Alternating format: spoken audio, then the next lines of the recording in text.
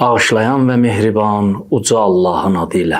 Allahın salavat-ı səlamı olsun Peyğəmbərimiz və onun pak ailəsinə. Salamlayıram əziz izləyicilərimiz sizləri. Quran surələrinin fəziləti haqqında danışırdıq.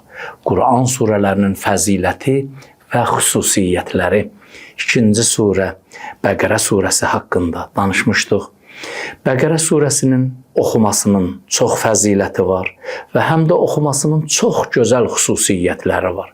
O xüsusiyyətlərdən biri xəstəliklərin şəfasıdır, ağrayan gözün dərmanıdır. Hədislərimizdə var, İmam Sadiq əleyhissalam, bizim 6-cı imamımız belə buyurur.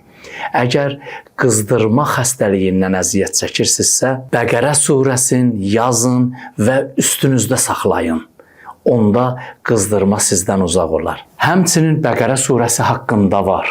Bəqərə surəsi hər kəsin üstündə olsa, bütün qorxulardan və qorxulu şeylərdən amanda qalar. Əgər hacətiniz varsa ki, o hacətiniz istəyirsiniz həyata keçsin, belə bizlərə tövsiyə olunub. Tövsiyə olunub hər kəs sübh namazından sonra Bəqərə surəsinin 137-ci ayəsini oxuyarsa, o ayə belədir.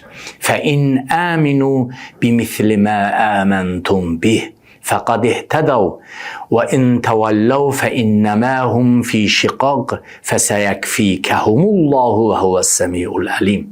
Tövsiyə olunub hər kəs bu surəni sübh namazından öncə 7 dəfə oxuyarsa, mehriban Allah onun bütün istəklərin və bütün çətinliklərinə kifayət eləyər və hər kəs onu hər vacib namazdan sonra oxuyarsa, öz istəklərinə çatar.